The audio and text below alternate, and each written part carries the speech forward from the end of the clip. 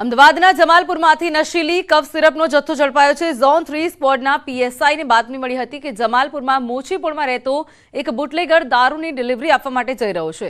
જે બાતમીના આધારે તેના ઘર પાસે વોચ ગોઠવી હતી અને તપાસ કરી ત્યારે બુટલેગર પોલીસને જોઈને થેલો મૂકીને નાસી ગયો હતો। જો કે આ થેલામાં પોલીસને દારૂની બોટલના બદલે નશીલી કફ સિરપની 150 જેટલી બોટલો મળી આવી હતી, જે અંગે પોલીસે ગુનો નોંધીને કાર્યવાહી હાથ ધરી છે।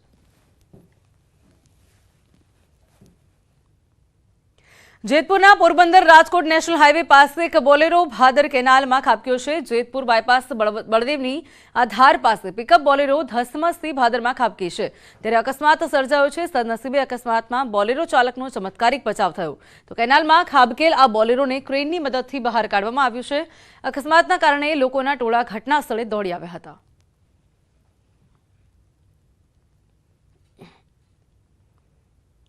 જૂનાગઢથી સુરત વલસાડ તરફ જઈ રહેલી એસટી બસ રાત્રિના સમયે સાયલામાં બંધ પડતા 45 પ્રવાસીઓ અટવાયા હતા, તો સાયલા એસટી ડેપોમાં કોઈ જવાબદાર કર્મચારી હાજર નહીં હોવાથી વધુ મુશ્કેલીઓ સર્જાઈ હતી।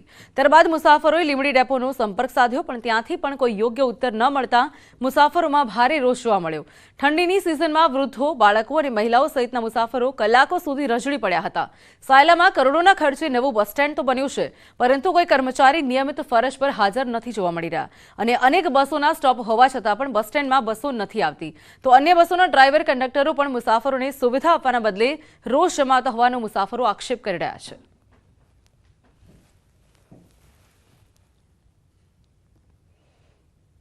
સાયલા એસટી ડેપોએ બસ પહોંચી, હું 8 વાગે પહોંચી ગયો, બસ 10:10 પહોંચી છે અને પહોંચી તો તરત જ કંડક્ટરે એવું કીધું કે ક્લચ પ્લેટ ફેલ થઈ ગઈ છે। બરાબર, ક્લચ પ્લેટ ફેલ થઈ ગઈ છે તો હવે અમે એસટી ડેપોના મેનેજરનો સંપર્ક કરીએ, પણ અહીંયા કોઈ છે નહીં જવાબદાર વ્યક્તિ। એસટી ડેપોની સાયલા એસટી ડેપોની અંદર કોઈ જવાબદાર વ્યક્તિ નથી અને કોઈ મેં લીંબડી ડેપોમાં ફોન કર્યો તો ત્યાં એ લોકો બળજબરીપૂર્વક એવી બધી બીભત્સ ભાષામાં વાત કરે છે। જૂનાગઢમાં ગિરનાર પર્વત પર ભારે પવનના કારણે રોપવે સેવા ખોરવાઈ છે, તો હાલ ગિરનાર પર્વત પર 65 કિલોમીટરની ઝડપે પવન ફૂંકાઈ રહ્યો છે, ત્યારે શ્રદ્ધાળુઓની સલામતીને ધ્યાને રાખીને રોપવે સેવા બંધ કરાઈ છે। પવનની ગતિ ધીમી પડતા રોપવે સેવા ફરી કાર્યરત કરવામાં આવશે, તો ગિરનાર પર્વત પર રોપવે સેવા ખોરવાતા ઘણા શ્રદ્ધાળુઓ વચ્ચે અટવાયા હતા।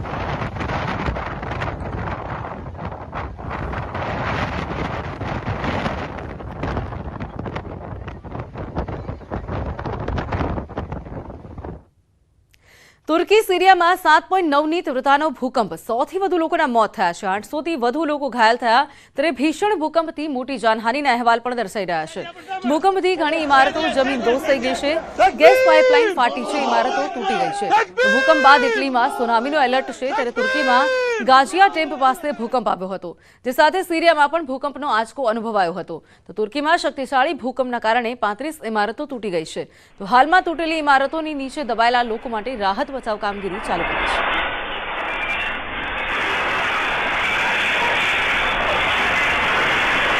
ગેસ પાઇપલાઇન ફાટી છે, ઇમારતો તૂટી છે, ત્યારે આ 7.9ની તીવ્રતાનો આ ભૂકંપ આવ્યો હતો અને ભૂકંપ બાદ ઇટલીમાં સુનામીનું પણ એલર્ટ આપવામાં આવ્યું છે, તો તમામ જે બિલ્ડિંગો જમીનદોસ્ત થઈ ગઈ છે, ત્યારે તમામ જે લોકો તેની અંદર દટાયા છે તેને બહાર કાઢવાની કામગીરી હાથ ધરાઈ છે। શક્તિશાળી ભૂકંપ આવ્યો હતો ત્યારે ઘણી ઇમારતો જમીનદોસ્ત થઈ ગઈ છે, ગેસ પાઇપલાઇન પણ ફાટી ગઈ છે, ઘણી બધી ઇમારતો પણ તૂટી ગઈ છે, ઘણા બધા લોકો પણ કાટમાળની અંદર દબાઈ ગયા છે, ત્યારે ભૂકંપ બાદ હવે ઇટલીમાં સુનામીનું પણ એલર્ટ આપવામાં આવ્યું છે, તો ત્યારે હાલ બચાવ કામગીરી ચાલી રહી છે। ત્યારે તુર્કી અને સિરિયામાં 7.9ની તીવ્રતાનો ભૂકંપનો આંચકો અનુભવાયો છે।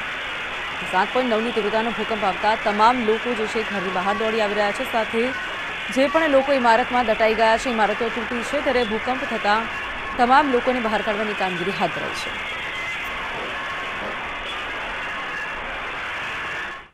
તો આ સાથે હાલ સમય છે એક વિરામનો, આપ જોતા રહો ન્યૂઝ ગુજરાતી।